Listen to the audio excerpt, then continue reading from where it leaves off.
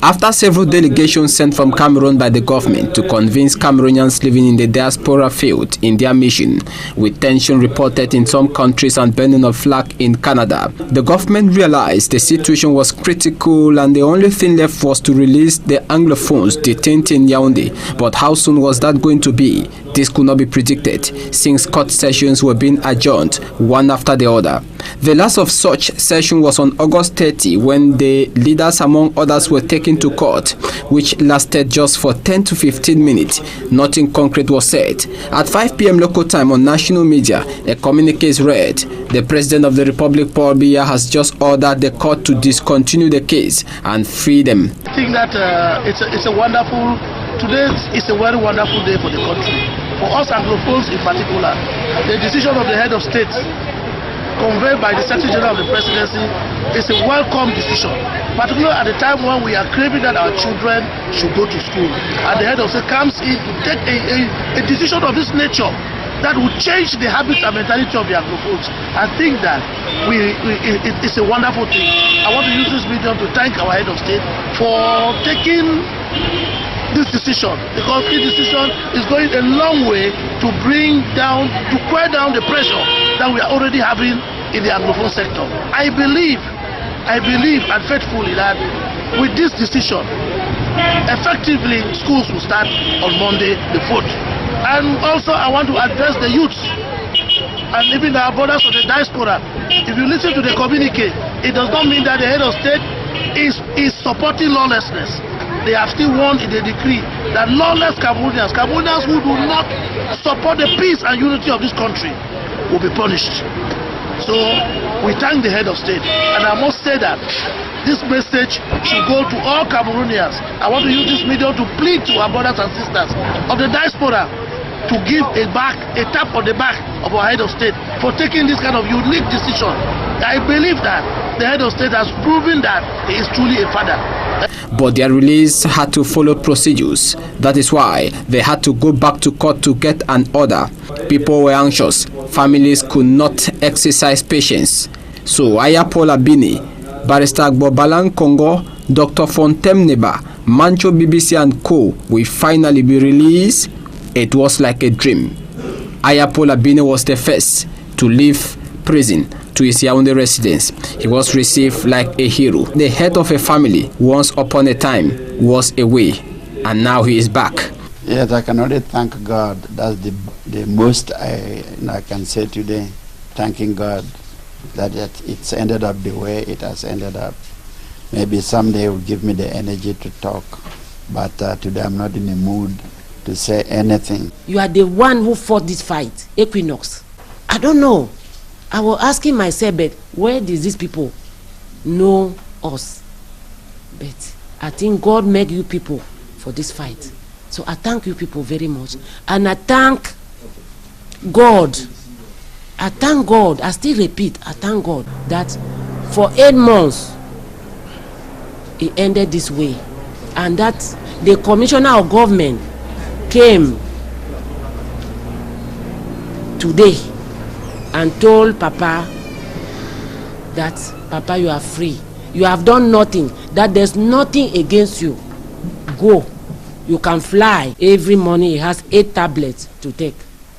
And the doctor following him said that he should not stay 1 day without taking his drugs. Even if he has to see him tomorrow and the drug gets finished today, he should look for the drug, that we should not wait. On September 1, buses transporting the leaders and others arrived the respective regional capitals of the Northwest and Southwest region, Bamenda and Boya. There was no Mancho BBC. How did they constitute the list of the people who had to be released? Or did the Minister of Armed Forces and the President, the Secretary General of the Presidency now meet and choose whoever they wanted to be released? Now, this is where the controversy lies. BBC and the rest of the people who are still detained should be released. This will cause the tension to go down. And I hear that even Skakuf has issued a communique saying that one of the two conditions for going to the negotiation table. Release all the detainees and demilitarize the North and Southwest. These are not big things. If the president and the government really want peace, then I think that this is a condition they can meet very easily. In Buea, Barrister Agbobala is received like a hero with a huge crowd.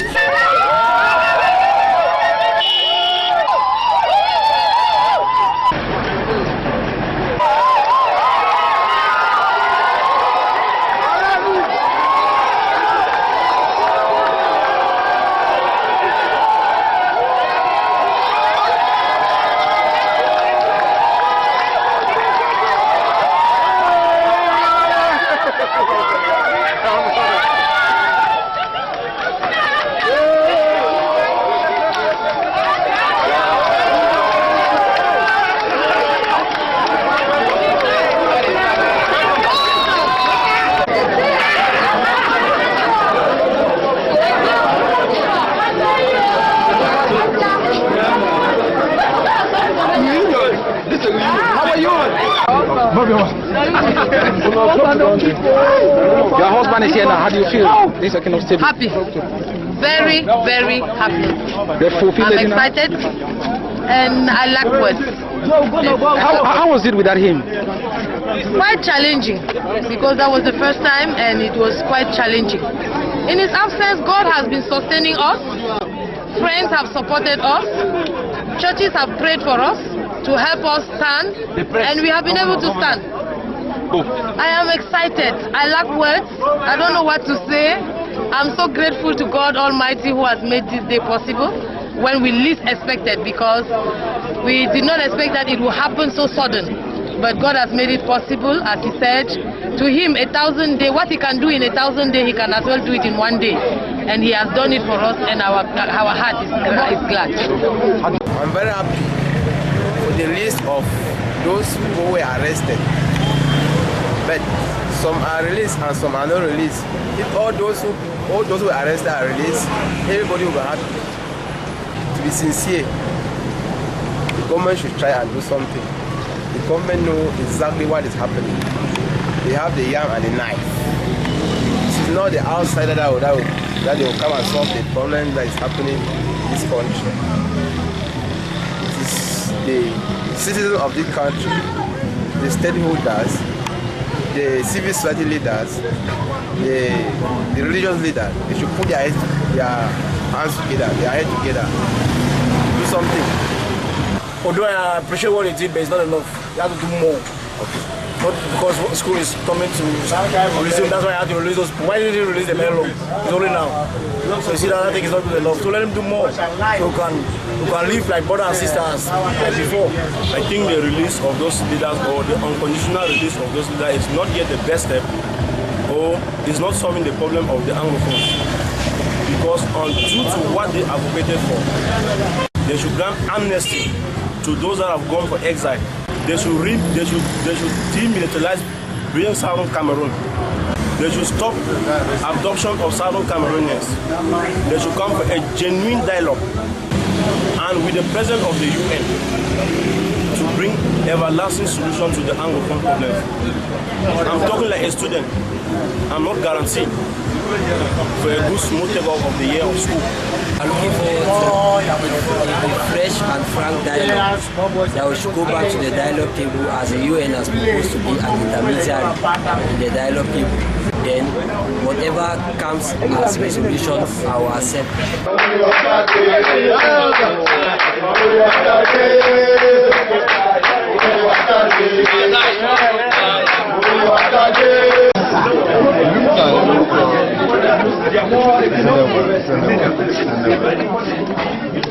Before you say me and my big man to here. All of us, we are one. Yeah, we are one.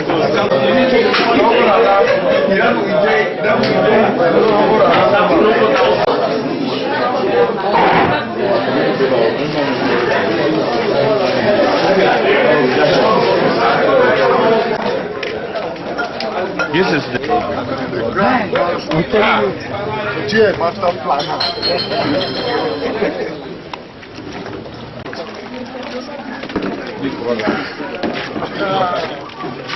Mr. President, this is Equinos TV. One of your... God is great. God is great. God is great. God is great. God is the greatest. God is the greatest. God is great. God is great. Answer prayer, God never do. Yahweh, Papa, God never do. God, our Heavenly Father, we thank you for the God that you are. Yes. We bless your name, Father, for the privilege that you have given us to be able to come before your throne of grace to thank you for the wonderful things you have done in our lives. Amen. Lord, we thank you for preservation. Yes. We thank you above all, Father, because you are our shield, you are our defender, you are our protector. Oh, yes. Your word, Father, says that they that run to the Lord shall never be disappointed. Yes. Lord, you have been our help in ages past. You are our hope for years to come. While in Bamenda, it was joy mixed with frustration and anger. 55 former prisoners who spent more than 8 months in jail had just been released, a release seen by many as a hidden bargain by the government for back to school to be effective, since it came 3 days to the new school here.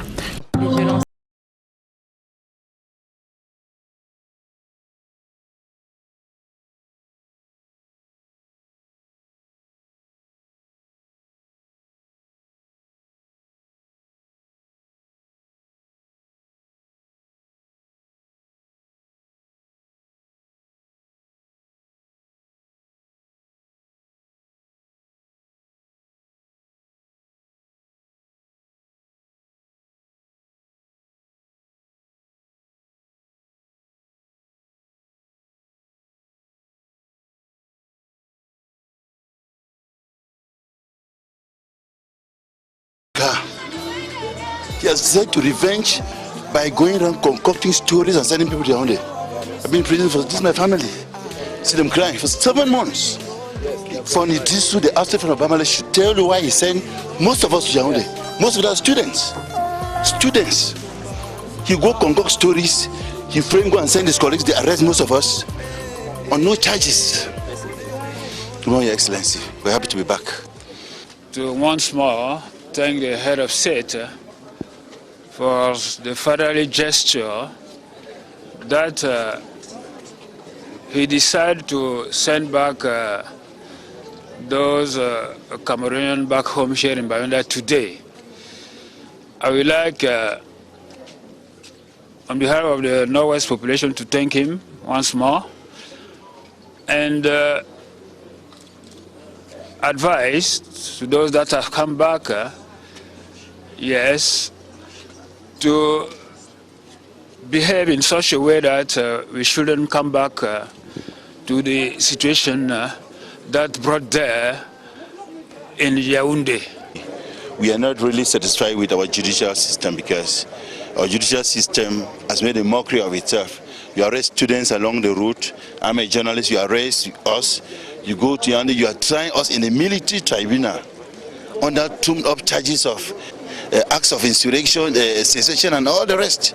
So it looks funny. It looks funny. I'm not happy because most of my brothers are still behind. So I'm not happy to express myself over the media. But how can you explain that you are a handicap, you are arrested? It's a long story. I can't say it over the media. I was in the house on the 14th of February. They just came and arrested me. 8 gendarmes. Just like that. Since up to today, I've been in cell. Yes. Since then, how was the detention condition? It was not all that favorable for me due to my conditions. I was treated as the same human being, same people with normal condition. So I was finding it very difficult. But God being my helper, I tried to overcome it. You also in the bunker? Yes. Pardon? You also are on the ground? Yes, I was on the ground. He said I stayed in the set for 5 months. Then later on, I was transferred to Kondengi. I'm so happy. After how many months? 6 months, he's back and he's healthy. We thank God. No matter what, We just thank God that my husband is back. Yes. We don't know what happened now. We don't want to even know what happened. But our joy is that he is back and he is back in good health. Yes. It's not easy, really, but by the grace of God, it made it possible up to now that we are released. But I'm not really happy because I see other behind who I see struggling and their condition. Are you happy? Very, very, as you can see, I'm so excited. I can't believe it's real. I can't just believe it's happening. Hi, I'm so happy. Yo, why? I'm happy, I'm so glad. Because when I was coming up, they told us that not all of them were released. So I was a bit disturbed. But I'm glad that I found him too, among those released.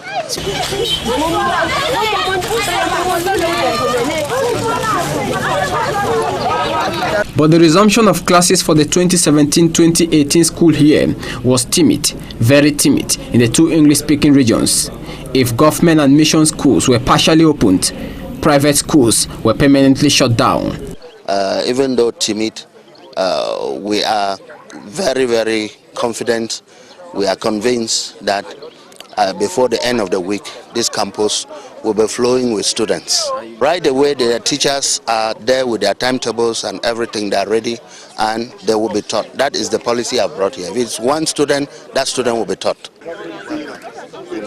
To school 2017-2018 academic year at the government bilingual school Old Town here in Mankong 2 in Bamenda. You can see some parents who have come with their children to have their names registered as far as the school is concerned. We have equally noticed that the Francophone section is fully operational. We discussed with the director, the head teacher, the headmistress of the Francophone section. She told us that the pupils are already in their respective classrooms, even though it is a timid participation or a timid attendance at the government bilingual school here in Old Town. The inspector for basic education told us that the timid nature of the attendance today might change in the coming days as far as back to school in this institution is concerned. Every start of any academic year, on the first day, it's always timid. And I expect that this timid start will normally, today it is timidly started, but we expect that by tomorrow, everybody will fully engage, because in a normal situation, schools academic year start timidly. Here at the Alfred Seka Balungo Nursery Primary School, the gate to the school is closed, and we've just met with the proprietor of the school who is going to be telling us why this day, a normal back to school 2017-2018 academic year, the gate is still closed and no sign of any people nor any teacher on the school campus. Yeah, the reason of the campus being empty is that there is insecurity, total insecurity. And this total insecurity is that parents are afraid to send their children, given the previous incident that has happened. I did not deliberately. You met me in the school campus.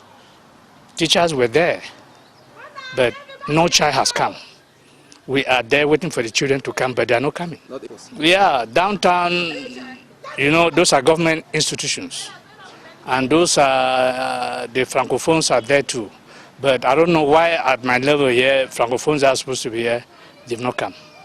And just next door to the Alfred Seka Nursery Bilingual Primary School is the Sacred Heart College in Mankong, where we have been told that students will be coming in the later part of the day, that is in the evening. The campus is calm. We saw some 1-2 students who were going in their respective classes. We have equally been told here that though it is a timid turnout at Sacred Heart College Mankong, that in the days ahead, the students might be trooping in their numbers. We sought to find out from trade union leaders why the persistent boycott, despite the fact that the government has solved most of the problems raised by them.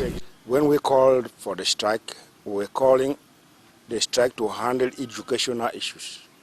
And when the ad hoc committee actually sat, and in that committee we examined all the issues and proposals and recommendations we made, schools were yet not going on. But we took a stand to suspend the strike because we wanted schools to effectively resume, given that the issues we were claiming were bordered on education. It's unfortunate that after the suspension of the strike, since we had called for schools to resume, they did not resume. And the reasons are obvious.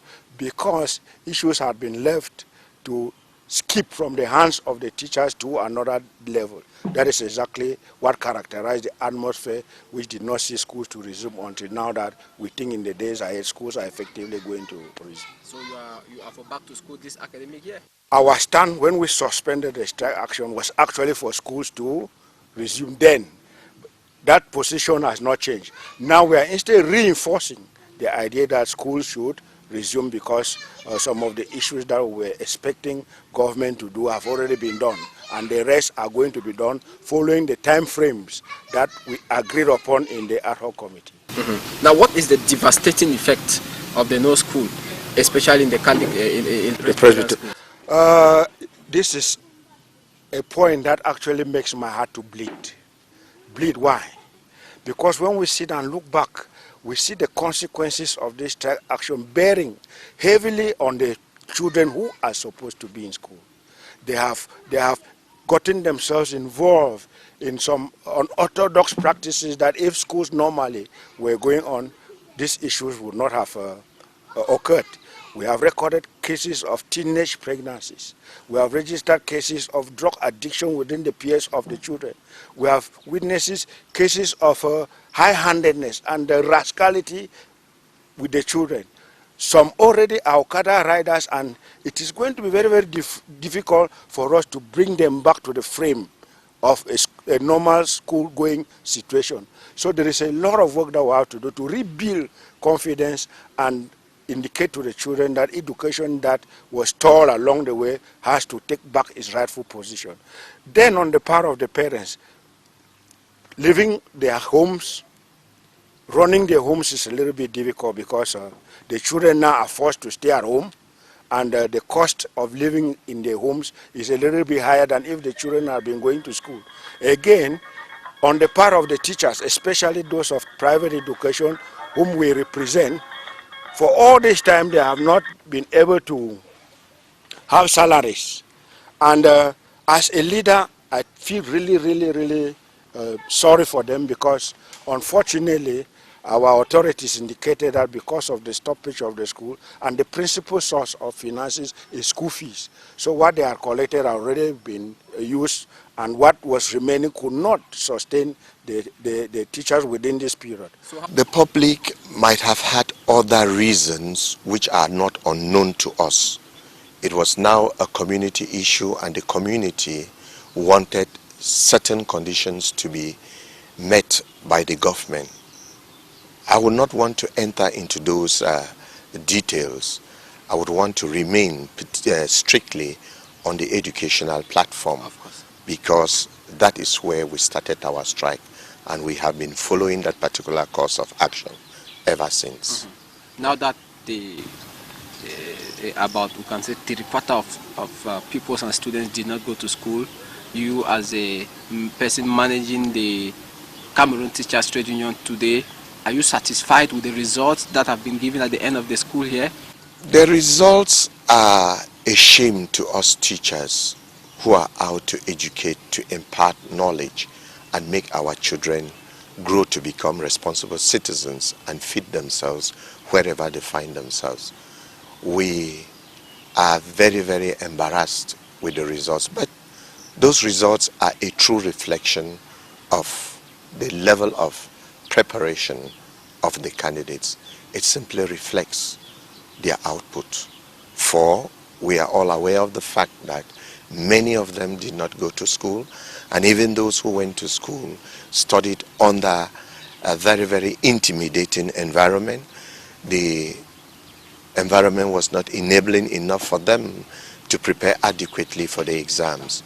But those who in one way or another prepared had the results that they have.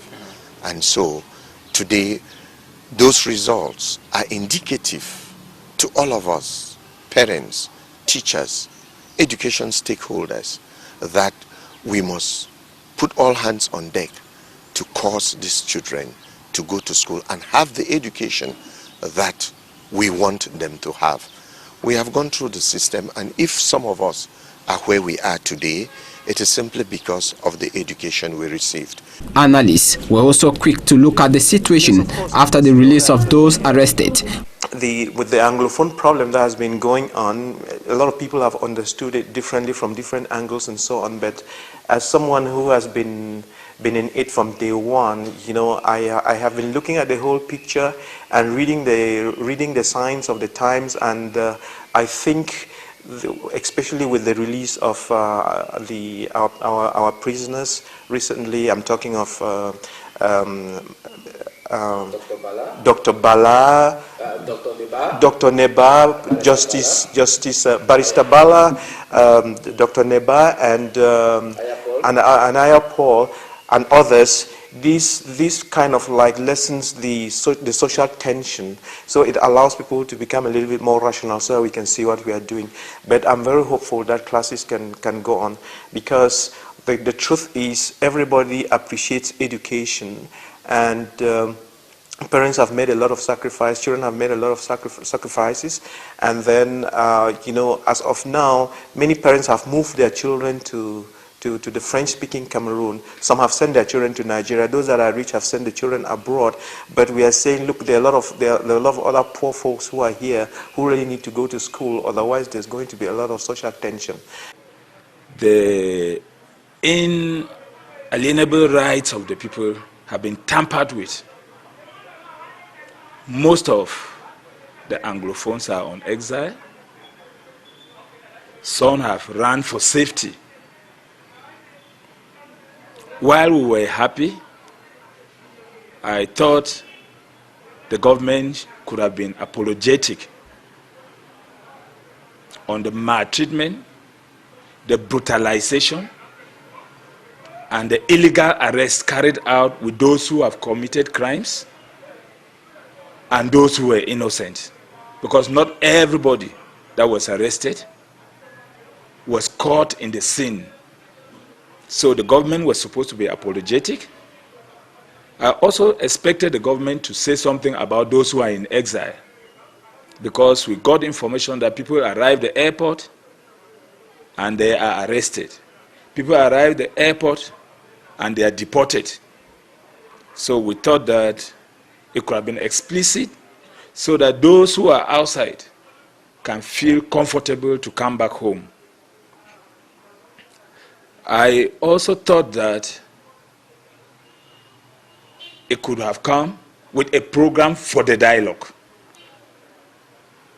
because releasing the people and all of us not going out for dialogue, we are still in a stalemate and the future is still very bleak. The people of Bamenda became more concerned about Mancho BBC. I'm very happy until we see the people first, so that our children will go to school.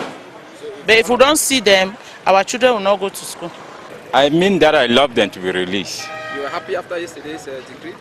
Well, not quite too happy. Why? Well, not all of them are released. I'm very happy. I'm very happy. You are very happy with the decision? Yes. I'm happy with the decision. Because I want them to be released. Yes.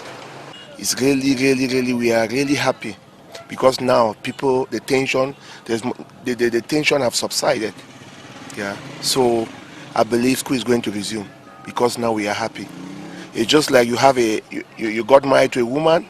This is just one of the points. What I'm saying is that it's like a start, and it's a good start actually, like I can say.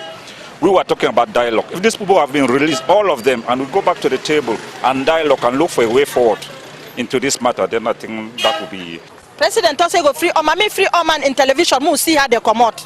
Me not talking about say go free people. Me free. I'm sure for television. We see how it don't free them. That is why calls for ghost town intensified. No court session in the two regions, and a new phenomenon emerged: bomb explosions from gas cylinders. Even though those behind have never been identified, arson attacks on schools have continued.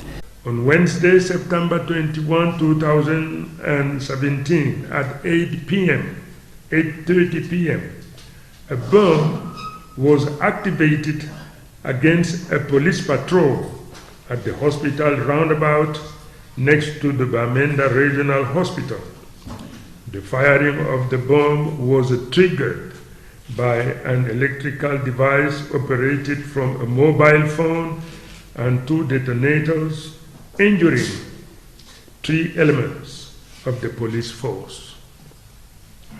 They are Mr. Anie Andan Justin, Senior Police Constable, victim of 2 serious fractures in the arm and 1 in the tibia. Mr. Foku Joel and Mr. Mbiamu Loic, both police constables, victim of hearing trauma and post-explosive concussions. The victims were immediately placed under intensive medical supervision. Under the coordination of the governor of the Northwest region, a crisis unit made up of administrative officials and defense and security forces has been set up to assess the situation and implement, under the supervision of the governor authorities in charge of defense and security, the appropriate measures commensurate to the gravity of the situation. Now attention was paid to those released. What will they say? What is their stance on school resumption and the whole situation in the 2 English-speaking regions of Cameroon? Barrister Agbo Congo was the first to make public appearance early September after attending the ecumenical service of those who died at Mai 29 in August. He went to his village in Manyu and was given the title of Sisi Seku, the highest in the land. I think for them a small school where we go for 8 months. And when I do that school I will do whatever it takes to help my community, my village, my people, and everybody who stands and fights for the rights of the Anglophones in this country. Like an army general, he is restless until all detainees are freed. And like general will go for war front, you know, you sleep until all your soldiers they come back home. He met with Aya Paul Abini and organized a Thanksgiving service at Presbyterian Church Boya Station in Boya. That is where a turning point was seen in the struggle. His views on back to school was not well digested by restorationists, those who thought that they had gone past time for back to school. Barrister Agbo Congo was building enemies, therefore, around him, and it became obvious with an outburst on social media, but he was clear about it on the inside during an interview. Are you for school resumption? Yes, I'm for school resumption, because someday kids will go back to school. Okay, perhaps not today. I think everybody is for school resumption. I think even the guys at the governing council, I think even Skakuf, everybody wants school resumption. The problem is when. That's the issue. That's the issue. Everybody, I think everybody knows that kids will go back to school. Everybody knows that kids going back to school is a good thing. Okay, but how do we continue the struggle, notwithstanding the fact that kids have gone back to school? How do we find, I think leadership has to re-strategize, you know, leadership has to see it and then try to come up with other means of continuing the struggle, you know, so that at least our children can go back to school, you know, whilst the struggle continues. Because the most important thing is the struggle. It's not about the kids, you understand? We need to ensure that the struggle continues. How do we continue the struggle whilst other facets of our society goes back to normal? As an Anglophones, I think our biggest commodity that we sell is our educational system. We used to Anglophonize Francophones through our educational system, but gradually, Francophones, our kids are being Francophonized, because let's not pretend. Those who have money have sent their kids to Douala, Yaoundé and Bafoussam. Some of them have sent their children abroad. Okay, so if it continues like this, they will keep on loading on us. Even the Anglophones who can afford, their kids will keep on loading us because they would have sent them abroad, they would have sent them to Douala, Yaoundé. But it's a position where I can only give my advice, let's say, to the governing council, you know, and I just give my advice. But it's for them to decide, to see what they can do. So I leave that for them to decide. You are recognizing Siseko Ayok Tabe as a chairman of the governing council. You see, I am somebody who respects each and every groupings. There are lots of groupings in this struggle. Trust me, I have been in this struggle for close to like 18 years. I don't know anybody who is my age who has been as consistent in this struggle like myself. You know, I have people like Chwayaba we were in Belgium around 2000, 2002, where we went to the EU Commission. I led a delegation with Albert Mukong to the European Parliament on this issue. And I wrote a thesis in 1999. I don't know where most people in this struggle were in 1999, on the right of Southern Cameroonians to self-determination in international law. And I still zeroed in on the fact that the federation would be the best panacea to the problem. That was in 1999-2000 academic year. So I've been consistent, and there have been other groupings. In my house, I've received the people of the SCNC from Fongala Sadie, and I told him my position on things. I go to Mulan Just Itumbe's house. I had a meeting with him, Professor Katsi Anyangwe, and I told him that I understand, I have respect for each and everyone in the struggle, but to me, this is my position. And I think that they respect my position. So I respect each and every leader in the struggle. Akwanga is there, Seseku is there, Ayaba is there, Morris is there, Bo Herbert and Co. So all of us who are leaders, you know, would have to respect each other. That is why I find it a bit disheartening when surrogates of other groupings attack others. You know, I've told everybody or anybody who supports me that it is not helpful to attack any other leader in the struggle, because how is it beneficial to the struggle when you attack leader X? When you attack leader X, it means that his people also will attack you. So rather than fighting a common goal, we've taken our eye off the ball. We are now fighting each other. It's an Anglophone on Anglophone fight. You understand? This one is for federation. This one is for unity. They insult him. They will burn your house. We don't need that. You know, we need people to come together. And that is why in the coming days, I'm proposing for an inter-Anglophone dialogue. The leaders should sit down and carve a way forward. The leaders should sit down and discuss. There's a lot of bitterness. There's a lot of hatred. There's a lot of backbiting. You know, I'm sure you watched you saw the other one that went round viral on social media, that they gave me money and that I was supposed to betray the cause. Somebody whose only role in the struggle is a mobile phone and internet writes and you say shared as received. As we speak, I don't have an ID. As we speak, my ID has never been given you. As we speak, my EcoBank and my BSEC accounts are blocked. Go there and verify. Okay, as I don't have it. As we speak, I am monitored. My phones are tapped. The other day, I went to a cop to collect my friend's car. They refused. The person who I went to collect the car, they arrested him. He's detained. The car they have not given me. Even after the procurator said they should give me. How did they know that you... They have intelligence. They are following me. Okay? You didn't go out of the country? I didn't go out of the country. I went to a cop because since I left Nigeria in 96, I had not gone to it. I went to the village. And I felt that, okay, that road used to be nightmarish. I heard the road has been tarred. Let me go and see. I went with my car. I took an Okada. I have pictures. I'll send you the pictures. I was on top of a bent sikin. I went to the border. I spoke to the Nigerian customer. The other side, just like Kunusta. Then I came back. But the police people were everywhere. So it is strange when the people that you've been fighting for your entire adult life, they write very unfounded information. At the same time, the government is putting you under enormous pressure. Your life is in danger. But for what? Because you served your people. Because you fought for your people. Because the struggle is my life. The struggle is in my blood. I sleep and I break the Anglophone struggle. I will not pretend it. Because if you go down in the history of this struggle, the strike that started on 11th of October, anybody who is honest as a lawyer will tell you that it was my brainchild. Because I was the one. The last common law lawyers conference in Kumba, even Barrister Boga said it. I was the one who called for the meeting in Bamenda without informing the other 3 constituent assembly leaders why we're meeting in Bamenda. It was in Bamenda, in Boga's house, that I said we should call a strike action. And when I posted it on the forum, I was attacked even by lawyers. Who said that we called for strike action without informing them? Ayapola Bini, after his release on September 15, granted the first interview to the team of The Insight at his residence in Yaoundé. He did not mince words when criticizing the regime.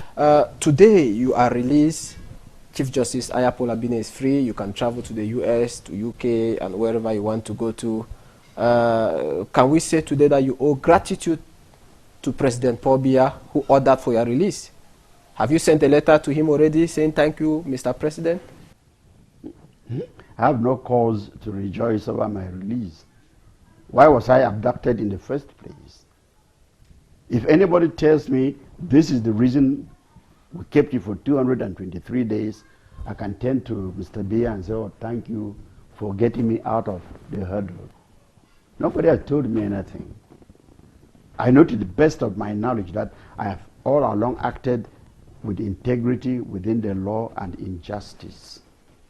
I have no reason to thank anybody except my God.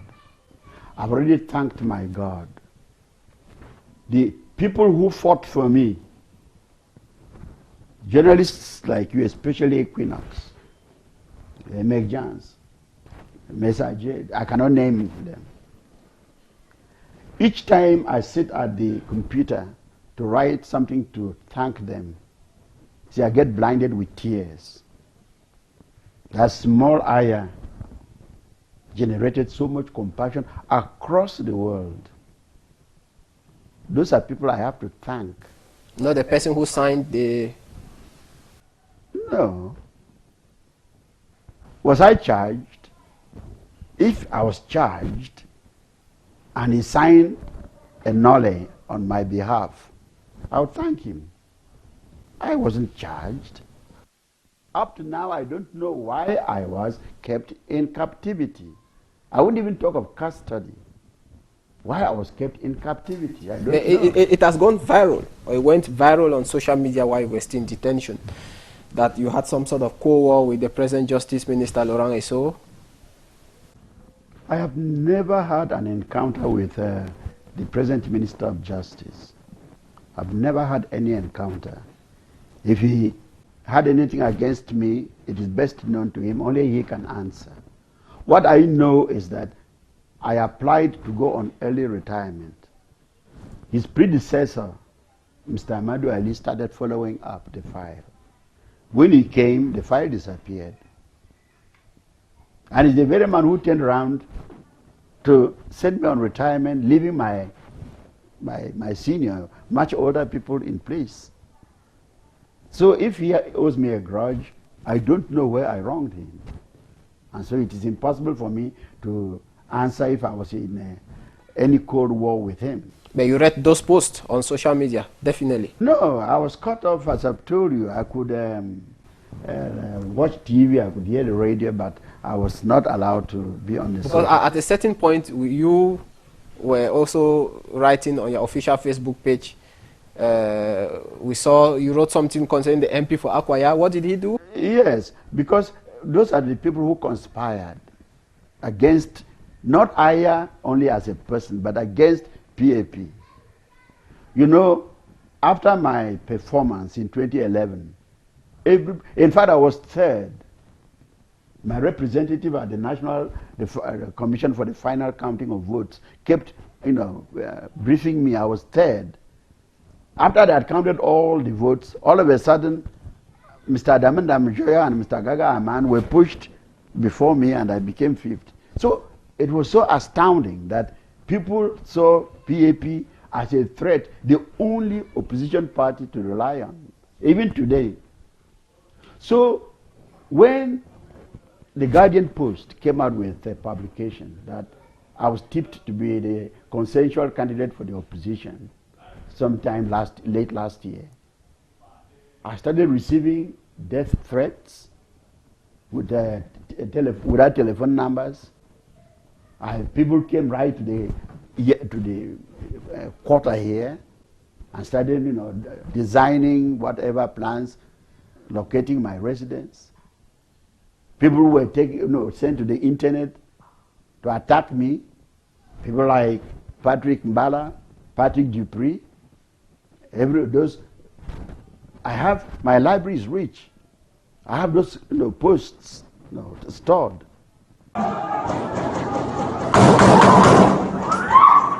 As calls for release of Mancho BBC were being ignored by Yaoundé, the people of the two English-speaking regions of Cameroon were planning a big gathering. In fact, it would be an understatement to say intelligence services knew about it or were not capable of doing their job. This is because the event of September 22 took even the government by surprise. The streets were boiling with people holding peace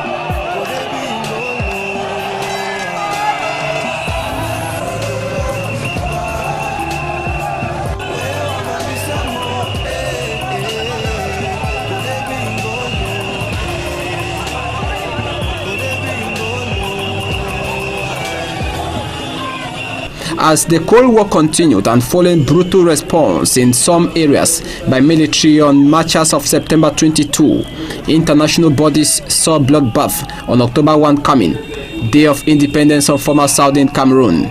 That is why the letter of Barrister Akere Muna on September 26 had a strong impact as the United Nations for the first time reacted on September 28, calling for restraining international bodies such as Amnesty International, Rights Watch, Crisis Group, United Kingdom, the US, Commonwealth nations, La Francophonie, all reacted calling for dialogue. This did not stop the military from using live bullets on armless civilians, despite an earlier refusal by Government Communication Minister Issa Chiruma Bakari, saying the military has never shot on civilians. On behalf of the government, I say that all of us, we are Anglophone today, because Anglophone, they are the first victim of this situation. Burning school, killing people, profaning our symbols, burning flag. It is wrong. We must never ever accept it. We have to condemn it. We have to fight it. But we must remain united. Cameroon is one of the privileged nations on earth for having the two official languages, French and English. We have to protect and promote it. As far as our brothers and sisters Anglophone are concerned, I would like to mention what I have already noticed, which is taking place. The next generation, the generation of my kids, for sure my grandkids, they will be more English-speaking people than French English-speaking people. Tomorrow there will be no longer a language or culture problem. So please, please, don't allow irresponsible people to call for secession, full threat. It is wrong. As a journalist, you have the responsibility. You have to protect this nation. This is our responsibility. The reason why I came here. Thank you for giving me this opportunity. Thank you. And whenever need be, I am always ready to come and discuss with you. This crisis is moving to an end because the government has already taken all measures secession will never take place, and you agree with me, violence should stop. I agree, and you agree with me, and dialogue must continue. Dialogue must be the only framework, the only possibility that all problems, no matter how complex and tough they are, the only possibility to address them is through dialogue. And the military too should stop shooting. The military a military has never shot in any. How can you say this? Many people have been reported dead. We have confirmed. On September 22 in the northwest, in Kumbo and in Manfi. Well, before we leave, Mr. Minister. Please. The situation is already very complex. Don't put oil in the fire in order to increase the complexity of this problem. To deal with it, it is not easy. But if you stand in this way, you will make it more complex than it is today. We are a great and big nation. Let us remain united today, tomorrow, and forever and ever.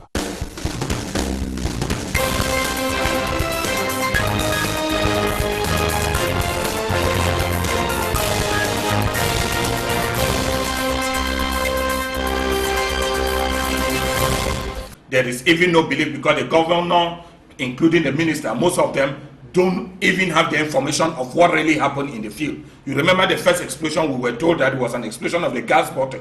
Meaning the government is not even sure of the information it gives to its people. But this is the same government we are paying taxes for information. Everybody pays CRTV tax in Cameroon. And it will mean that that is a right for information. If it is an explosion, as we have seen, who did and how did it manage to be where it is? We are just talking about the incident around SADP. SADP, I believe, is one of those zones in Cameroon which is supposed to be highly secured. But if there's an explosion within SADP, why not at Mashembopi? Why at SADP? So just imagine that. Who is going to SADP? There are a lot of worries that even some of the intelligence officers of the government, of the military, they perpetrate this act to even give a cause that the government should find a reason to blame the others as terrorists. You have the right to your opinion. Everybody has the right to your opinion. And that is what I'm saying. Because can you prove it? That is what I'm saying. It has happened in many instances. We are here talking about the Lignos disaster, which up to date we have not had a solution. I'm just telling you, a lot of times what happened in Cameroon is that government sends its own very agent to counter opinion. You will know very many political parties that exist in Cameroon as independent political parties, but they are working for a sole political party. I'm just telling you that. They got registered on the electoral system thinking they are political parties, but at the end of the verge of the election, what do? They give their vote to that party. It is possible in Cameroon. Okay, it was a pleasure having you in this day's edition of the program, The Inside on Equinox Television. Akko John, you are After October 1, the bloodiest in the history of its commemoration, several institutions have advanced figures. While government talks of over 10 deaths, REDAC, a human rights group for Central Africa, said over 100 died. This was corroborated by Honorable Weber Joseph of Jakiri Special Constituency. Our commission's work has come up with 122 people dead in connection with the violence that began on the 1st of October, and which to us is still ongoing because a lot of people are still being chased around the place and we don't know who may die again in the process. Our findings came up with 150 people missing, 1,894 persons were injured either by direct gunshots, torture, or other forms of violence that the soldiers meted out on the people. And we now have at least 16,000 people internally displaced. Escalation of violence has continued in interior villages with about 40,000 declared refugees in Nigeria. Yet the government has remained silent on this. In a way to appease the afflicted, the government sent some delegations to the two English-speaking regions of Cameroon to preach peace. they were vomited by the population, rejected, and given vote of no confidence. In fact, even the PM failed in his mission. Barrister Agbobalan Congo described this as a masquerade and drama, saying it cannot work because the people sent there have no legitimacy. To me, I feel it's an exercise in futility. To me, I feel that it's a waste of state resources, because the people who they have sent on the ground, they are not people, they don't have any legitimacy. They cannot find a solution. And it's not a CPDM affair, it's a state affair, meaning that if they want to talk to Anglophones, they should have Southern Cameroonians that cut across the board. They should have people of the clergy, they should have civil society, they should have lawyers, they should have members of all the facets of the society. But if you look at the list for the Southwest, it's like the normal list that goes out to campaign for the ruling party. Late October, common law lawyers in Fako and Meme division suspend their strike action. Awaiting trial, in prison awaiting trial, and they need to be defended. Even if committees are formed, they will not be as effective as if all lawyers are back to work and they can go to different towns and defend people. But not all accepted the move. Over 80 lawyers in Meme division signed a memo dissociating themselves from what happened earlier. To know, and they asked the president. It is so because on the 25th of September when we met here, we agreed, a cross-section of lawyers in Kumba were opting for a suspension of the strike. And it was adjourned for today that we would decide on when to actually suspend the strike and how to suspend the strike. So the call over for today now was questioning. As the Anglophone crisis persists, gendarmes became target. About 4 killed in 3 days. Ayabacho of the ADF, the Amazonian Defense Force, claimed responsibility during an interview with Reuters. But Governing Council of Ayok Tabe Seko Julius condemned violence, but called on the forces of law and order to leave former Southern Cameroon. Now, the government has just issued international arrest warrant for some 15 activists. But Justice Ayapola Bine says it is impossible for that to happen.